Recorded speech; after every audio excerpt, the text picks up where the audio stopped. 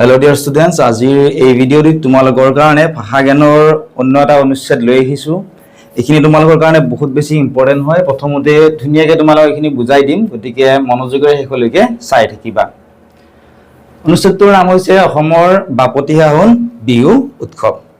অসমৰ বাপতিসাহোন বিহু উৎসৱ। অসমীয়া সংস্কৃতিৰ প্ৰাণস্বৰূপ হ'ল বিহু। বিহু অসমৰ জাতীয় উৎসৱ। এতিয়া তোমালোকে নিশ্চয় জানা বিহু কি হয় অসমৰ জাতীয় উৎসৱ। অসমত বছৰৰ বিভিন্ন সময়ত তিনিটা বিহু পালন কৰা হয়। ইয়াৰে এটা হৈছে বহাগ বিহু, যাক আমি ৰঙালী বিহু বুলি কওঁ, আনটো হৈছে কাতি বিহু, যাক আমি কঙালী বিহু বুলিও কওঁ, আৰু আনটো হৈছে মাঘ বিহু বা ভোগালী বিহু। গতিকে বিহু কিমানটা? বিহু তিনিটা। কি কি? বহাগ বিহু, যাক আমি কি বুলি কওঁ? ৰঙালী বিহু বুলিও কওঁ, কাতি বিহু, যাক আমি কি বুলি কওঁ? কঙালী বিহু বুলি কওঁ, আৰু মাঘ বিহু, যাক আমি ভোগালী বিহু বুলিও কওঁ। এতিয়া বহাগ বিহু কিয় ৰঙালী বিহু বুলি কোৱা হয় সেয়াও আমি জানিব লাগিব। কিয় ৰঙালী বিহু বুলি কোৱা হয়? কাৰণ সকলোৱে আমি কি কৰোঁ? আনন্দ উল্লাহেৰে আমি কি কৰোঁ? এই বিহুটো পালন কৰোঁ। একেধৰণে কাতি বিহুক কঙালী বিহু বুলি কোৱা হয়। এতিয়া কিয় কাতি বিহু কঙালী বুলি কোৱা হয়? কাতি বিহু কঙালী বুলি কোৱা হয় কাৰণ কাতি বিহুৰ সময়ত শস্যৰ যি ভঁৰাল প্ৰায় কি হৈ থাকে? উদং হৈ থাকে। অৰ্থাৎ খাদ্যৰ কি থাকে? অভাৱ থাকে। গতিকে কাতি বিহু কি বুলি কোৱা হয়? কঙালী বিহু। ঠিক একেধৰণে মাঘ বিহু কি বুলি কোৱা হয়? ভোগালী বিহু। ভোগালী বিহু বুলি কিয় কোৱা হয়? কাৰণ সেই সময়ত সকলোৱে কি কৰে? শস্যৰ যেনে ধৰা অসমত যিহেতু কি হয়? ধান খেতি বেছিকৈ হয়। ধান খেতিখিনি কৰাৰ পিছত কি কৰে? ভঁৰাল ভৰি থাকে, হয়নে? কাৰণ খেতি চপোৱাৰ পিছতে কি বিহু হয়? মাঘ বিহু হয়। সেইকাৰণে মাঘ বিহুক কি বুলি কোৱা হয়? মাঘ বিহুক ভোগালী বিহু বুলি কোৱা হয়। আৰু সেইদিনাখন কি কৰে? সকলোৱে মিলি জুলি বিভিন্ন ঠাইত ভোজ ভাত খায় বা সকলোৰে ঘৰত পিঠা পনা আদি সকলোবোৰ থাকে।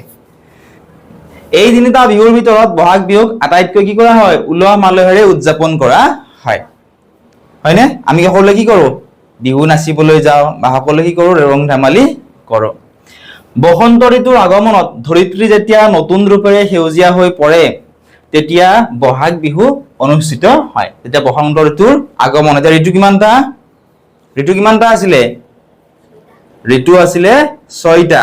কি আছিলে? গ্ৰীষ্ম, বৰ্ষা, শৰৎ, হেমন্ত, শীত আৰু বসন্ত। গতিকে এই যিটো বসন্ত ঋতু আছে, এই বসন্ত ঋতুৰ আগমনত ধৰিত্ৰী মানে কি? ধৰিত্ৰীৰ সমাৰ্থক শব্দ হৈছে ধৰা বা পৃথিৱী। যেনে গ্ৰহ কিমানটা আছে বৰ্তমান গ্ৰহৰ সংখ্যা কিমান? কমেণ্ট কৰাচোন তোমালোকে। কিমানটা বৰ্তমান গ্ৰহৰ সংখ্যা? 8টা। কি? বুধ, শুক্ৰ, পৃথিৱী, মংগল, বৃহস্পতি, হয়নে? শনি, ইউৰেনাছ, আৰু যিটো প্লুটো গ্ৰহ আছিল 2006 চনলৈকে প্লুটো কি বুলি কোৱা আছিল? গ্ৰহ বুলি কোৱা হৈছিল। কিন্তু পিছত বৈজ্ঞানিকসকলে গম পালে যে সেইটো গ্ৰহ নহয়। সেইটো বৰ্তমান কি বুলি কোৱা হয়? বাওনা গ্ৰহ বুলি কোৱা হয়। অৰ্থাৎ গ্ৰহত সেইটো ধৰা নহয়। যদি আমাক পৰীক্ষাত সোধে যে গ্ৰহ কিমানটা, তেতিয়াহ'লে আমি কি লিখিম? গ্ৰহ হৈছে 8টা। গতিকে এই সূৰ্যৰ পৰা আমি আমাৰ যিটো গ্ৰহ অৰ্থাৎ পৃথিৱী যি গ্ৰহত আমি বসবাস কৰোঁ, হয়নে? আমি সকলোৱে কোনটো গ্ৰহত বসবাস কৰি আছো? পৃথিৱী গ্ৰহত। তো সূৰ্যৰ পৰা দূৰত্ব অনুসাৰে প্ৰথমতে কোনটো গ্ৰহ আছে? বুধ, তাৰপিছত আছে শুক্ৰ, তাৰপিছত আছে পৃথিৱী। অৰ্থাৎ 3 নম্বৰ স্থানত কি আছে? দূৰত্ব অনুসাৰে 3 নম্বৰ স্থানত আমি যিটো গ্ৰহত বসবাস কৰি অৰ্থাৎ পৃথিৱী গ্ৰহটো আছে। গতিকে আমাক কি কৈছে যে বসন্ত ঋতুৰ আগমনত ধৰিত্ৰীৰ সমাৰ্থক শব্দ কি আছিলে? ধৰা বা পৃথিৱী, বসুধা, বসুন্ধৰা, এইবিলাক কি হয়? সমাৰ্থক শব্দ। সমাৰ্থক শব্দ মানে কি হয়? সমাৰ্থক শব্দ মানে হৈছে একে অৰ্থ বুজোৱা শব্দ, মানে সেম মিনিং বুজায়। যেনেকুৱা ঘৰৰ সমাৰ্থক শব্দ কি হয়? গৃহ, আলয়, এইবিলাক কি হয়? ঘৰৰ সমাৰ্থক শব্দ। ঠিক আছে? গতিকে বসন্ত ঋতুৰ আগমনত ধৰিত্ৰী যেতিয়া নতুন ৰূপেৰে সেউজীয়া হৈ পৰে, চাবাচোন গছৰ পাতবিলাক কি হয়? সৰি যায়। সৰি যোৱাৰ পিছত তাত কি কৰে? নতুন কুঁহি পাত ওলায়। অৰ্থাৎ কি হয়? এই বসন্ত ঋতুৰ আগমনত ধৰিত্ৰী নতুন ৰূপেৰে সেউজীয়া হৈ পৰে, আৰু সেই সময়তে কি হয়? বহাগ বিহু অনুষ্ঠিত হয়। এই বিহুত ডেকা গাভৰুসকলে ৰঙী বিৰঙী মুগাৰ সাজ পিন্ধি পেঁপা, গগনা আৰু ঢোল মাতেৰে বিহু নৃত্য প্ৰদৰ্শন কৰে, হয়নে? এই বিহুত আমি কি কৰোঁ সকলোৱে ডেকা গাভৰু বুলি নহয় সকলোৱে হয়নে সকলোৱে আমি লগ মিলি জুলি কি কৰোঁ আমি বিহু গাবলৈ যাওঁ হয়নে সকলোৱে কি কৰে ধুনীয়া ধুনীয়া মুগাৰ সাজ পিন্ধে বা পেপা গগনা ঢোল মাতেৰে বিহু নৃত্য প্ৰদৰ্শন কৰে বিহুৰ সময়ত প্ৰতি ঘৰ অসমীয়াই চিৰা পিঠা লাৰু আদি নানা ধৰণৰ সুস্বাদু জলপান প্ৰস্তুত কৰে আৰু বিহুৰ সময়ত চাবাচোন প্ৰত্যেক ঘৰ অসমীয়াতে কি থাকে কম পৰিমাণে হ'লেও যিঘৰ দুখীয়া মানুহো থাকে বা যিঘৰ ধনী মানুহো থাকে হয়নে প্ৰত্যেকৰে ঘৰত কম বেছি পৰিমাণে চিৰা থাকে পিঠা থাকে লাৰু থাকে বা বিভিন্ন ধৰণৰ সুস্বাদু অৰ্থাৎ যিবোৰ খাই কি হয় আমাৰ ভাল লাগে এই সুস্বাদু জলপান কি কৰে প্ৰস্তুত কৰে সৰু ল'ৰা ছোৱালী আৰু ডেকা গাভৰুসকলে নতুন কাপোৰ পিন্ধি আনন্দ কৰে সৰু ল'ৰা ছোৱালী বিলাকক কি কৰে নতুন নতুন কাপোৰ লয় একেদৰে ডেকা গাভৰুসকলেও কি কৰে নতুন নতুন কাপোৰ লৈ তেওঁলোকে আনন্দ কৰে আৰু এই উৎসৱে জাতি ধৰ্ম বৰ্ণ নিৰ্বিশেষে সকলো লোককে একতাৰ দোলেৰে বান্ধি ৰাখে তো এই যেটো উৎসৱ আছে এই উৎসৱ বিলাক কি কৰে আমাৰ বিভিন্ন ধৰণৰ জাতি আছে জনগোষ্ঠী আছে বৰ্ণ আছে হয়নে এই সকলোবোৰ নিৰ্বিশেষে সকলো লোকক কি কৰে একতাৰ দোলেৰে কি কৰে বান্ধি ৰাখে আৰু এইবিলাক কি কৰে আমাক একত্ৰিত হৈ থকাত সহায় কৰে সেইকাৰণে আমাৰ যদি কিবা বিপদ হয় এই বিপদবোৰৰ পৰা হাত খাৰি থাকিবৰ কাৰণে আমি কি কৰিব লাগে সকলোৱে একেলগে মিলি জুলি থাকিব লাগে গতিকে এই উৎসৱ পাৰ্বণ আদিবোৰ আমাক কি কৰে সকলোকে একতাৰ দোলেৰে বান্ধি ৰাখে বিহুৱে অসমীয়া সমাজলৈ শান্তি সম্প্ৰীতি আৰু সমন্বয়ৰ বাৰ্তা কঢ়িয়াই আনে আমাৰ বাপতি সাহোন বিহু জীয়াই ৰখাটো প্ৰতিজন অসমীয়াৰে দায়িত্ব আশা কৰিছো ধুনীয়াকৈ তোমালোকে এইখিনি বুজি পালা এতিয়া আমি ইয়াৰে কেইটামান কুৱেশ্যন এই কুৱেশ্যন কেইটাৰ আনসাৰ উলিয়াবলৈ চেষ্টা কৰিম ঠিক আছে পৰীক্ষালৈ তোমালোকৰ এনেকুৱা ধৰণে আহিব গতিকে ধুনীয়াকৈ তোমালোকে কমেন্ট সেকশনত কমেন্ট কৰি জনাবা আৰু তোমালোকে নিজৰ নিজৰ বহিত আনসাৰ বিলাক লিখা ঠিক আছে চোৱা ফাৰ্স্ট কুৱেশ্যনটো কি আছিল এতিয়া চোৱা দফাটো বা অনুচ্ছেদটো ধুনীয়াকৈ বুজি পাইছা না ঠিক আছে তা ফাৰ্স্ট কুৱেশ্যনটো চোৱা কি আছে অসমত বছৰটোত মুঠ কেইটা বিহু পালন কৰা হয় চোৱা অপচন কি আছিল এটা দুটা তিনিটা আৰু চাৰিটা একেবাৰে ইজি কুৱেশ্যন হয় তোমালোকে কমেন্ট কৰা ঠিক আছে যিসকলে ইউটিউবত চাই আছা তোমালোকে কমেন্ট কৰা আৰু তোমালোকে ধুনীয়াকৈ নিজৰ নিজৰ বহিখনত লিখা কি চোৱা অসমত বছৰটোত মুঠ কেইটা বিহু পালন কৰা হয় তোমালোকে সকলোৱে জানাই গতিকে লিখা ধুনীয়াকৈ ঠিক আছে এতিয়া চোৱা তোমালোকে যিসকলে অনলাইনত চাই আছা বা ইউটিউবত চাই আছা তোমালোকে লিখিবা যদি ধৰা কুৱেশ্যন নম্বৰ 1 অৰ ধৰি লোৱা কুৱেশ্যন নম্বৰ 1 অৰ এটো কাৰেক্ট হয় 1 অৰ এ লিখি দিবা ঠিক আছে এনেকুৱা ধৰণে আনসাৰ বিলাক লিখিবা এতিয়া আমি ইয়াৰ আনসাৰটো তোমালোক কৈ দিছো চোৱা অসমত বছৰটোত মুঠ কেইটা বিহু পালন কৰা হয় মুঠ তিনিটা কি বিহু তিনিটা কি আছিলে বহাগ বিহু আছিলে কাতি বিহু আৰু মাঘ বিহু আছিল কোনটো হ'ব কাৰেক্ট তিনিটা অপচন নম্বৰ সি টো কাৰেক্ট হ'ব এবাৰ চোৱা 2 নম্বৰ প্ৰশ্ন বসন্ত ঋতুৰ আগমনৰ সময়ত কোনটো বিহু উদযাপন কৰা হয় অনুচ্ছেদটো ধুনীয়াকৈ পাইছা তোমালোকে হয়নে তবে বুজাই দিছো ধুনীয়াকৈ আমাক কি দিছে যে বসন্ত ঋতুৰ যেতিয়া আগমন হয় সেই আগমনৰ সময়ত কোনটো বিহু উদযাপন কৰা হয় অপচন চোৱা এ কাতি বিহু বি বহাগ বিহু সি মাঘ বিহু ডি এটো শৰৎ বিহু বুলি দিয়া আছে ঠিক আছে এটা কোনটো বিহু জলদি তোমালোকে কমেন্ট কৰা আৰু তোমালোকে নিজৰ নিজৰ বহিত আনসাৰটো লিখা চোৱা কি সুধিছে যে বসন্ত ঋতুৰ আগমনৰ সময়ত কোনটো বিহু উদযাপন কৰা হয় আমাক সুধিছে তো কোনটো বিহু উদযাপন কৰা হয় ধুনীয়াকৈ আনসাৰটো লিখা কমেন্ট কৰা এতিয়া চোৱা কুৱেশ্যন নম্বৰ 2 ৰ কাৰেক্ট আনসাৰ হৈছে অপচন নম্বৰ বি বসন্ত ঋতুৰ যেতিয়া আগমন হয় সেই আগমনৰ সময়ত বহাগ বিহু কি কৰা হয় উদযাপন কৰা হয় হয়নে বসন্ত ঋতুৰ আগমন হলে কি হয় গছত নতুন কুঁহিপাত ওলায় হয়নে ইয়াৰ আগে কি হয় গছৰ যিবিলাক পুৰণি পাত থাকে সেইবোৰ কি হয় খৰি যায় গছবোৰ কি হৈ যায় লঠঙা হৈ যায় আৰু তাৰ পিছতে কি হয় তাত নতুনকৈ কুঁহিপাত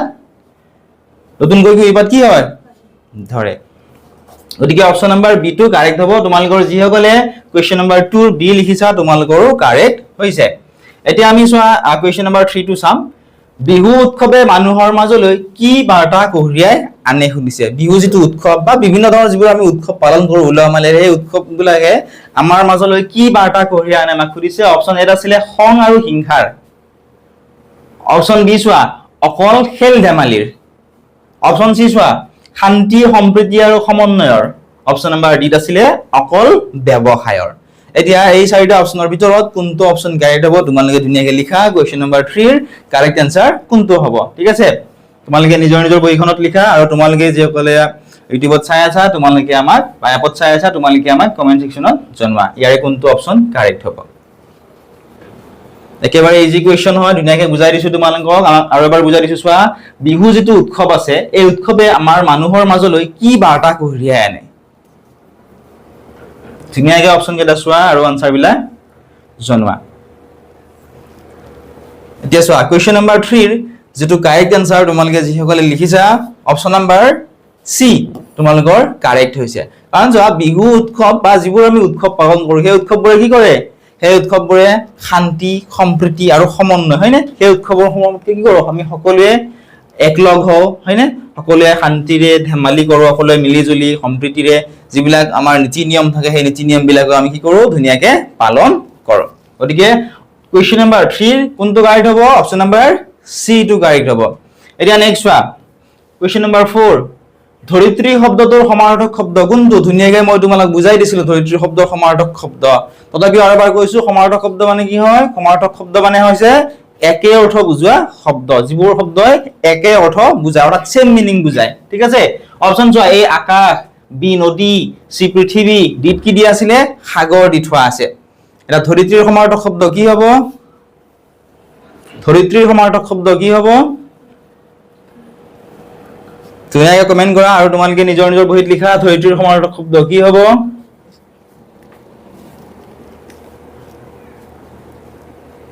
আৰু এনেকুৱা ধৰণৰ কোৱেশ্চন আহিব ঠিক আছে বহুত বেছি টান কোৱেশ্চন তোমালোকৰ পৰীক্ষাত নাহে এনেকুৱা ধৰণৰ কোৱেশ্চন আহিব কিন্তু এইটোৱে যে আহিব তেনেকুৱা নহয় ঠিক আছে তোমালোকে কেনেকুৱা ধৰণৰ কোৱেশ্চন বিলাক আমি ইয়াতে আলোচনা কৰি আছো ঠিক একে ধৰণৰ কোৱেশ্চন আহিব কিন্তু ইয়াত আলোচনা কৰা একেটা কোৱেশ্চনে তোমালোকৰ নাহে এতিয়া চোৱা কোৱেশ্চন নম্বৰ 4 ৰ যিসকলে তোমালোকে সি লিখিছা তোমালোকৰ কাৰেক্ট হৈছে পৃথিৱী কাৰেক্ট ঠিক আছে কাৰণ ধৰিত্ৰী মানে হৈছে ধৰা পৃথিৱী হয়নে বা বখু গটিকে অপচন নম্বৰ কি হ'ব সি টু কাৰেক্ট আনসাৰ হ'ব এতিয়া চোৱা এটো কোৱেশ্চন তোমালোকৰ বহুতে টান পোৱা এনেকুৱা ধৰণৰ কোৱেশ্চন ঠিক আছে এনেকুৱা ধৰণৰ কোৱেশ্চন বিলাক তোমালোকে বেছিকৈ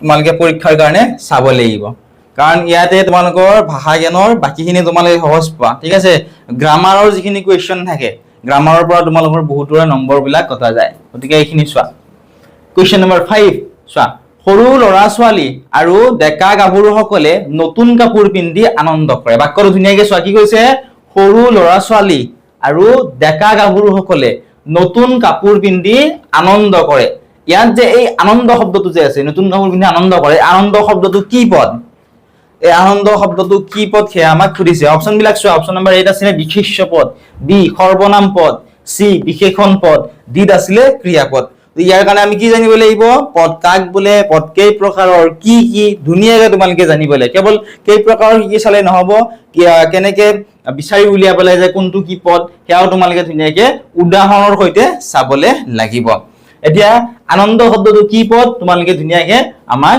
জনোৱা ঠিক আছে বিশেষ্য পদ সৰ্বনাম পদ বিশেষণ পদ নে ক্ৰিয়াপদ ধুনীয়াকৈ তোমালোকে কমেন্ট সেকশনত লিখা কোৱেশ্চন নম্বৰ 5 ৰ কোনটো অপচন কাৰেক্ট হ'ব আৰু এবাৰ কৈছো চোৱা সৰু লৰা ছোৱালী আৰু ডেকা গাভৰুসকলে নতুন কাপোৰ পিন্ধি আনন্দ কৰে ইয়াত থকা যে আনন্দ শব্দটো আছে আনন্দ শব্দটো কি পদ আমাক খুদিছে হৈ গল এটা চোৱা কোৱেশ্চন নম্বৰ 5 ৰ যিসকলে তোমালোকে এ লিখিছা বিশেষ্য পদ তোমালোকৰ কাৰেক্ট হৈছে ঠিক আছে অপচন নম্বৰ এটো কাৰেক্ট হ'ব এতিয়া বিশেষ্য পদ কিয় হ'ব চোৱা আনন্দ অনুভূতিৰ নাম বুজায় সেয়ে ই কি হয় ভাৱবাচক বিশেষ্য পদ ঠিক আছে আনন্দ কি হয় অনুভূতিৰ নাম বুজায় অতি সেয়ে কি হ'ব এই ভাৱবাচক বিশেষ্য পদ হ'ব আই গৰজু ধুনীয়াকৈ তোমালোকে বুজি পালা আৰু কিমানটা শুদ্ধ হ'ল নিজে তোমালোকে টেষ্ট কৰিব পাৰিলা ইয়াৰ পৰা তোমাৰ কি হ'ব পৰীক্ষাত তোমালোকৰ পৰীক্ষাৰ কাৰণে কিমান প্ৰিপাৰেচন কৰিছা এইখিনি ধুনীয়াকৈ চাব লাগিব এই যেটো অনুষ্ঠিত আমি পঢ়িলো এই অনুষ্ঠিতৰ পৰা তোমালোকে কি বুজি পালা যিসকলৰ তোমালোকৰ বহুতৰে কোৱেশ্চনৰ 5 ৰ এটো ভুল হৈছে ঠিক আছে তোমালোকে কি কৰিব লাগিব পদ কাক বোলে কেই প্ৰকাৰৰ কি উদাহৰণ হৈ তোমালোকে চাবলে লাগিব তেতিয়াহে তোমালোকৰ পৰীক্ষাত এনেকুৱা ধৰণৰ যদি কোৱেশ্চন আহে তোমালোকে ধুনীয়াকৈ গম পাবা ঠিক আছে আৰু যিসমূহ তোমালোকৰ ভুল হয় সেই ভুলখিনি তোমালোকে শুধৰাবলৈ চেষ্টা কৰি যাবা ঠিক আছে এইখিনি আছিল আজিৰ এই ভিডিঅ'তে ইয়াৰে সম্পূৰ্ণ ভিডিঅ'টোৰ লগতে ইয়াৰে পিডিএফ সমূহ আমাৰ অনলাইন ক্লাছত পাবা যদি তোমালোকে আমাৰ সৈতে অনলাইন ক্লাছ কৰিব বিচৰা এতিয়া ডেসক্ৰিপচনত দিয়া লিংকত ক্লিক কৰি এপটো ডাউনলোড কৰি লবা কিবা যদি কোৱেশ্চন আছে ডাউট আছে আমাক সুধিবলৈ নাপাহৰিবা